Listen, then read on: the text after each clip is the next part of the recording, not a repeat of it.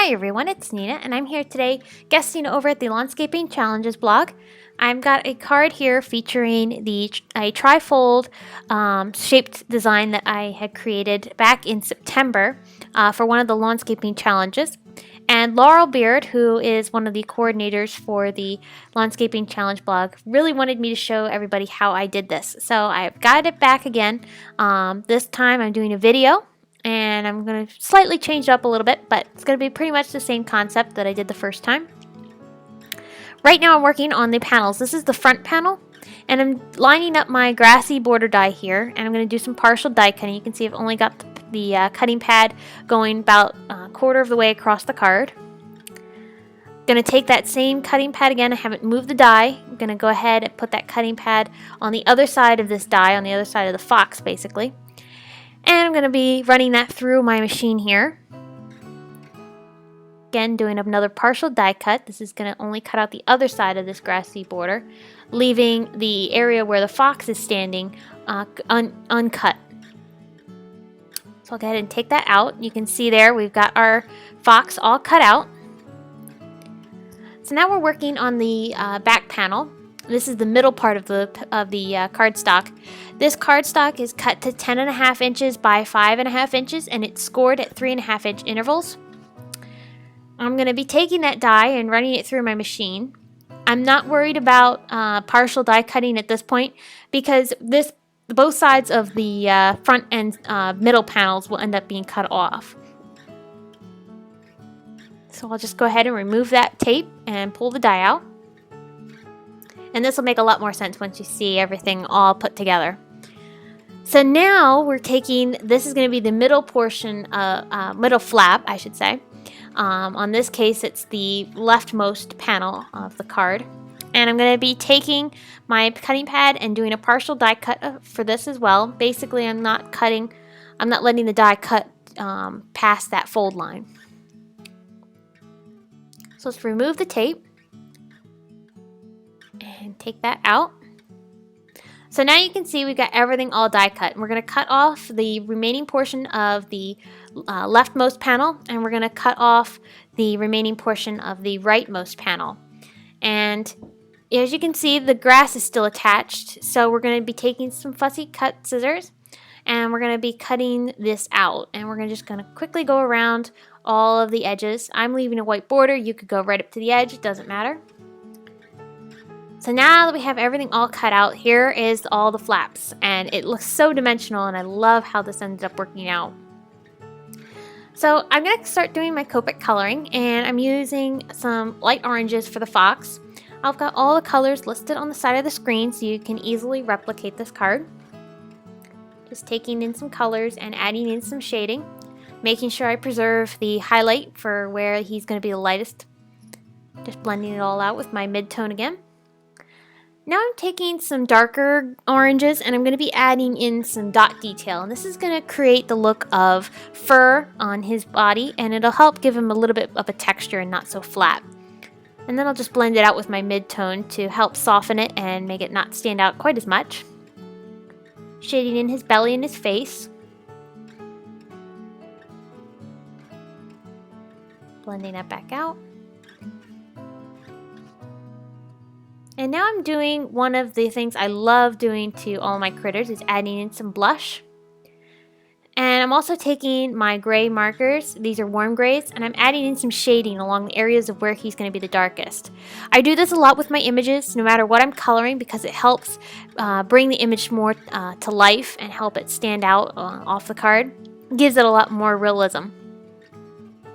So now I'm working on the balloons, and I'm just taking some simple shading here and adding in a bit of a highlight to where the balloon would be reflecting the most light.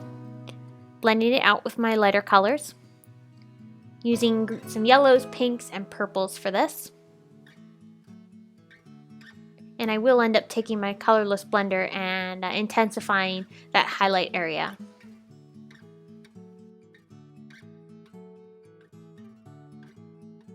So now I'm taking my Twisted Citron Distress ink and I'm adding in a nice layer of color here.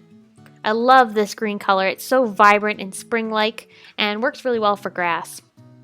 I'm now taking some mowed lawn, adding in some darker green along the bottom, and also some peeled paint on the very bottom edges, just to add in a bit more darker color. Doing the same thing to the other panel, just quickly doing the same ink blending technique that I did on the other side. Bringing in that mowed lawn, and then the peeled paint once more. So now that I've finished all of my ink blending, I'm taking some water and I'm flicking it onto my panels.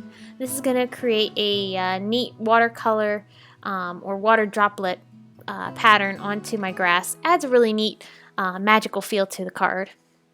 And I'll repeat that for both the front and the other side of the panel.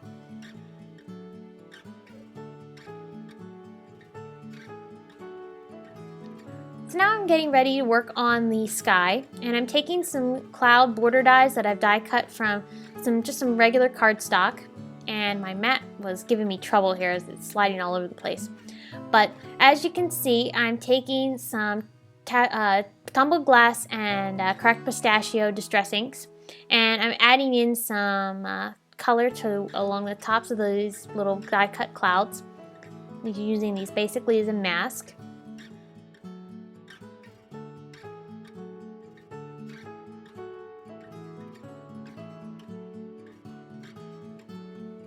Adding a bit more of that cracked pistachio to darken up those edges.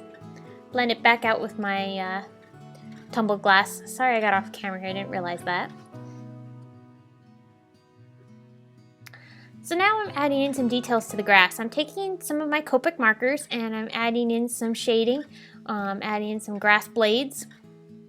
This helps give the image a bit more dimension and texture. You could totally skip this step and leave the grass just with the distress ink, the ink blending and all that, but I really like to add a bit more depth to my cards, so this is why I'm adding in the grass detail.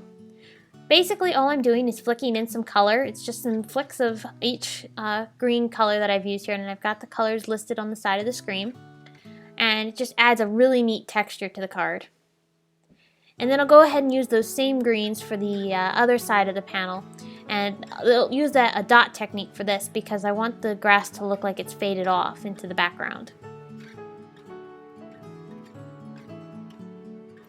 So now that I've finished all of my coloring and ink blending, I'm going to go ahead and take some sequins. These are from Pretty Pink Posh. I'm adding them onto my little panel here using some tweezers.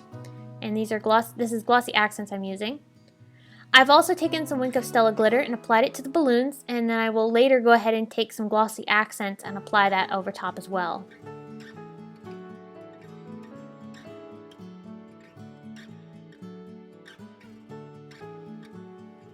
So now I'm taking some Enamel Accents. These are the white Enamel Accents from Ranger. And I'm adding in some white dots. This just adds a little bit of a texture and a fun element to the card.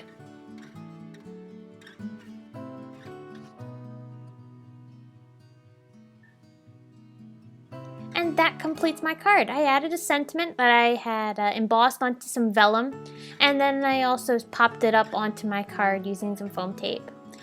So I hope you've enjoyed. Be sure to stop over at my blog for more inspiration, and be sure to subscribe to my YouTube channel to watch more videos like this in the future. Thanks so much for stopping by, and we'll see you again soon.